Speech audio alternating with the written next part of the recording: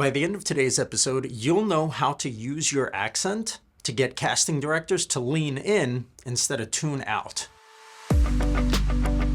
Welcome to the Actor's Career Compass, where we help aspiring screen actors find high-quality auditions, sign with great agents, and book major roles in legit productions.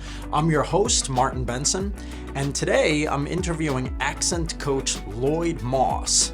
We're going to be covering how to tell if you should simply adjust your accent for clarity or fully change it for a role, 3 small tweaks that can instantly make you sound more like a native English speaker without sounding fake, and how to keep your authentic voice while still being versatile enough for different characters.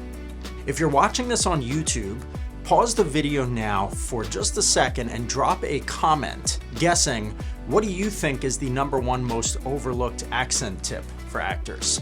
We're going to be covering that in this episode, and I will make sure to personally reply to as many comments as I can. So, as a music teacher and experienced vocal coach, Lloyd Moss brings a deep understanding of the voice sound and rhythm to his work in foreign accent reduction. His background allows him to help actors fine-tune their speech with the same precision and artistry used in vocal performance. On today's episode, Lloyd's going to be sharing some practical tools and insights to help performers communicate clearly and confidently across roles and regions. Thanks again for joining me, Lloyd. This is our second podcast that we're doing now. This is like an annual event, so I'm enjoying it, Martin. It's great and nice to be here. Thank you for inviting me. Yeah, absolutely. It would be amazing if one day we can do this type of podcast in person instead of across the entire country. Well, last year I was in Massachusetts, so that at least we're on the same coast, in the Yeah. region. So. Well, it's been great actually because, a number of clients who work with me for consulting services, and sometimes even just people will email me and say that they've reached out to you occasionally for coaching services on accent since our last podcast, and people all just have amazing things to say. So if anybody's listening to this and is looking for a coach, definitely reach out to Lloyd. He's super awesome, and I appreciate that good work that you're doing for the people who are listening. And Martin, I wanted to reiterate my offer that I did last year, where I offered anyone who's listening to this, I gave them a year. If anyone listens to this within, I guess, between six months to a year, they will get a free consultation, and they can email me at, I think you put the listing below, and it's rockpiano, ROCK piano at me.com. Excellent. Thank you.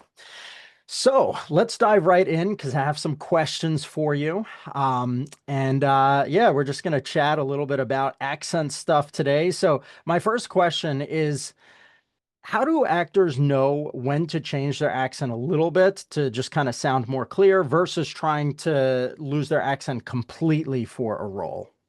I think it depends on the role. I also think that the it's really I think it's what the director and the production, whether it's a play or a movie or a TV show, want, or a short film. It's the difference between tuning an instrument and changing the instrument entirely. If we're just making speech a little clearer, maybe we're focusing on some pronunciation tweaks, pacing. Give you an example. Someone from another country might say, I just saw a good movie, right? And when in America we would say, I just saw a good movie. So the adjective is important where you wouldn't stress it. Oh no, you would. Let's see. Right. The noun is the thing that you're going to stress in America. I just saw a good movie. Mhm. Whereas in another country, you might say, I just saw a good movie. Right. So it's those little tweaks that I go over well, in addition to pronunciation, that makes an actor more marketable in terms of getting a role. So you're saying that if someone, let's say, has a specific accent, even if they're speaking with that accent in a scene, the emphasis, let's say, on certain words still needs to be, let's say, the American way, even if it might be different. So they can still speak with their accent, but they might put the emphasis again on I saw a good movie versus I saw a good movie. Ex- Interesting. exactly. And another one might be, let's see, where is right? Yeah, or I'm having a bowl of cereal, or I'm having a bowl of cereal. Mhm. It's where you're stressing the word. Usually, the noun is stressed, and also sometimes I have a few students from India, and they might say, I'm having a bowl of cereal, right? They might inflect up, whereas in America, you would inflect your voice down. I'm having a bowl of cereal today. Mhm. Interesting. Now, I actually have a slightly related question, but it's also kind of leads into my next main question here, which is just like when you were working on accent coaching with clients, and you talk about sort of an American accent, let's say, or a foreign accent reduction. How do you sort of pinpoint what that specific accent is? Because there's lots of different American accents, right? Like Southern and, California or the New York accent. How do you think about that? Just out of my own curiosity. That's a wonderful question. I'm glad you asked that. I still work really. I'm originally from New York, as you know, Martin. I've been out in Los Angeles for about 35 years, and I still struggle with coffee. Sometimes I'll say, like a New Yorker, I'll go, "Oh, I'm going to have some coffee," and I say to my wife, "Oh, I mean coffee, right?" Hmm. So the goal is, unless it's a specific role that calls for a New York accent or a Southern accent, where you might stretch the vowel and you might say, "Hi, Martin, how are you?" Right? The goal is, Martin, is to have a region-free American accent. If you, and that's the one that's sort of, it's not. There's no dialect of an East Coast or a Southern accent. You want it to be region-free.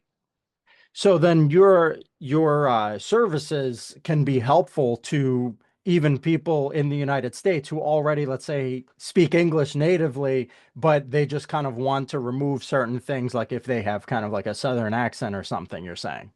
And even I and me being a New Yorker, I actually work with people to help remove their New York accent because if it calls for it, right? Hmm. Yeah. Well, Because there was one person who was studying for the police academy. She had to do a presentation, and she kept on saying, "Well, I'm going to have some coffee, and we're going to talk." Right? I said, if you're going to speak to a lot of different people, you want to sort of be able going to talk. I'm going to have some coffee. that that leads into this next question, which is basically what are some small changes that someone might be able to start with that can make a big impact on them in terms of getting to that like non-regional American accent, let's call it. Well, Martin, have you just read my mind because I was going to talk about that anyway? So that's thank you. Um, if what I have an assignment for everyone listening to this podcast, and it's going to be free and it's going to be easy. And the assignment is to listen to someone like Bob Iger, who's the president of Disney, Walt Disney Company, on YouTube. There's many interviews with him um, on CNET or CNBC, excuse me. You can find it. And what I always say, Martin, is slow and low is the way to go, and it projects confidence and it projects calmness. And the way he speaks, and he's from New York and Long Island as well, but you would never know it because he talks in a very low voice like this. Mhm. And hi, Martin, are we going to go get a cup of coffee? And that just exudes confidence. And whether you're even not even on set, but just talking to a director or a casting person or an agent, that denotes confidence. Interesting. So there's sort of two different things at play here, it sounds. There's the accent itself and where certain emphasis is on different words, as we were talking about earlier. And then there's also the volume and the quickness or slowness that you're speaking that can kind of exude natural confidence, which can help kind of draw people in and potentially even make you more likely to book a role from an audition, you would say, right? Absolutely, Martin. Like I said before, and it's this I have to repeat, slow and low is the way to go.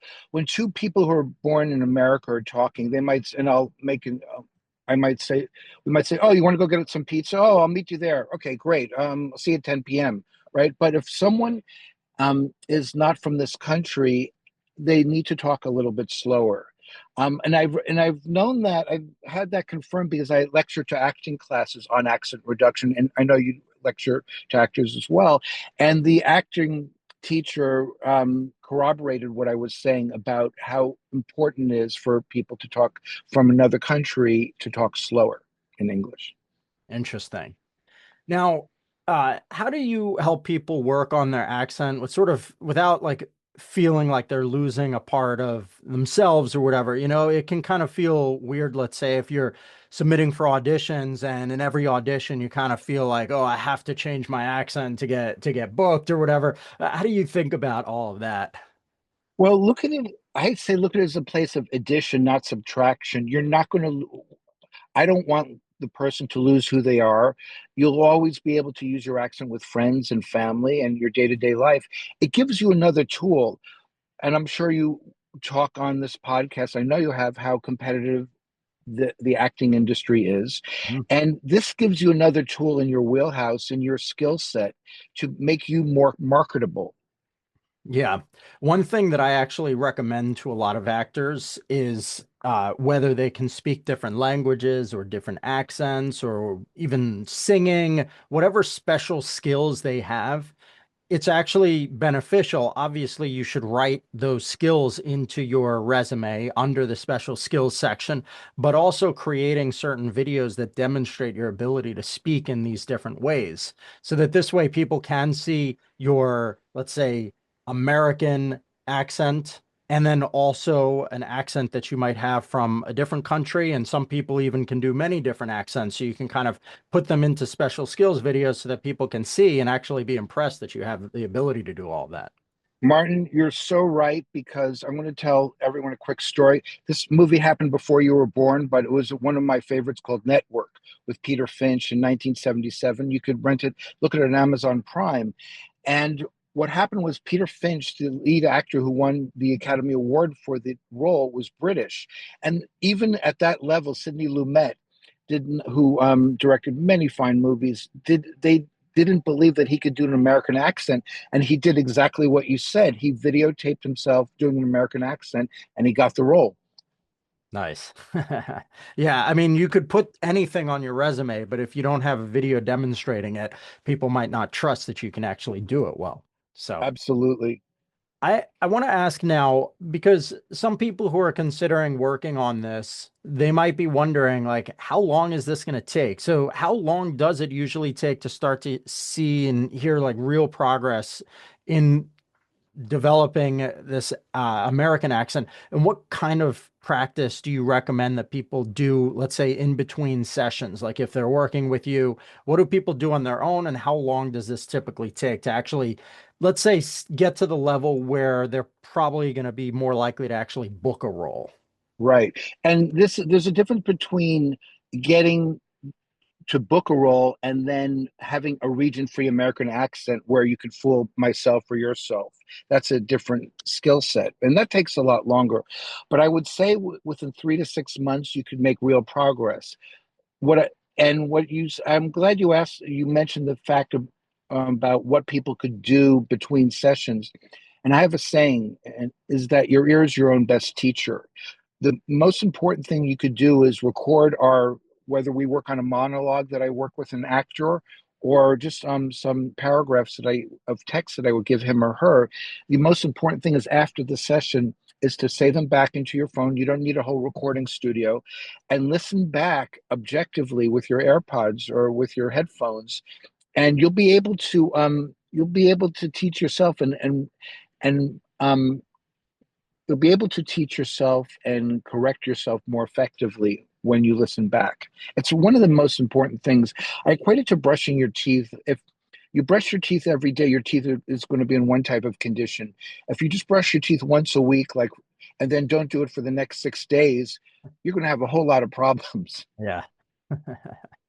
Yeah, that it's actually interesting because this question that I just asked kind of reminds me of a podcast that I just recorded. I don't know when it's going to be released because sometimes we're doing it months in advance, but the podcast was specifically on watching your own auditions and being asking like, how do I watch my audition back with fresh eyes, but within like a very short time frame instead of having to wait a few days because you're on a timeline lots of times, right? So some of the things that I recommend and talk about in that podcast involved like, let's say you can turn off the video and just kind of listen to yourself perform, or you can just watch yourself and turn off the audio, or you can even like put it into computer software and sort of flip the video, like mirror it so that you see yourself with new eyes. So there's definitely sort of tactics like that that can be used. Obviously, I don't know too much about the accent related stuff and how to listen to it, but I would guess like one possible thing is like if you, let's say, listen or take a recording of someone saying a few sentences in like a television show or something, and then you practice those same sentences and then kind of listen to them back and forth. That could be one way. Do you have any other sort of like specific tactics that people can use, or is that one that I said an effective one? That's a very effective one. A TV show like Friends is perfect, or any any American TV show that you like, you could find on YouTube or Netflix. I want to talk about something, Martin. You brought up about listening to yourself back. A lot of people who are new to acting and new to yeah, have sometimes people get self-conscious. I know when I was doing the film scoring and I had to listen to myself play my music, my guitar back or music, it was very it was hard to be self it was hard to be objective, and it's just like tying your shoes. It's just practice. You have any actor has to be very objective about their craft and being able to listen to themselves without judging themselves too much, and the more you do it, the more objective you will be. Mhm. Yeah. That's definitely good. It's really important. I remember also another thing about like watching auditions is if you sit down next to someone and watch your own audition, you're going to be way more critical of yourself because it feels awkward having that other person sitting there. So maybe that's another way as well with watching or listening for your own speech patterns and all of that. If someone's sitting next to you and you suddenly get like super critical and you might notice things that maybe you missed before. Sure, sure. Um, I My last main question for you today is just about common myths, right? Like, are there certain common myths that people believe about accent coaching that just aren't actually true? Yeah, I think people believe you have to have a perfect region-free accent Hmm. to get a role, and that's not true. There's plenty of people that have um, their own native accent and with along with an American accent. So that's one of the biggest myths. What I think as a director yourself, the director or the producer wants to know that their instructions are being understood. And even what we talked about with the inflections, where, I just saw a good movie as opposed to I just saw a good movie. If Yeah. you're communicating with that director or that casting person or the producer or a PA in a more effective way that more like an American would speak, they're going to feel that that their directions or their instructions are understood better. Yeah, and I think, like you were talking about earlier, it's so important just the clarity because if they pick up on anything that could worry them and make them think like, oh, is the audience going to be able to understand the lines that they're saying? Then that could be you know, a reason for them to not want to book you. So I think that that clarity thing and the intonations on the right words and all of that is super important. Even if you keep your same natural accent, which is your personality, as long as you can very clearly speak, I think that that's absolutely critical.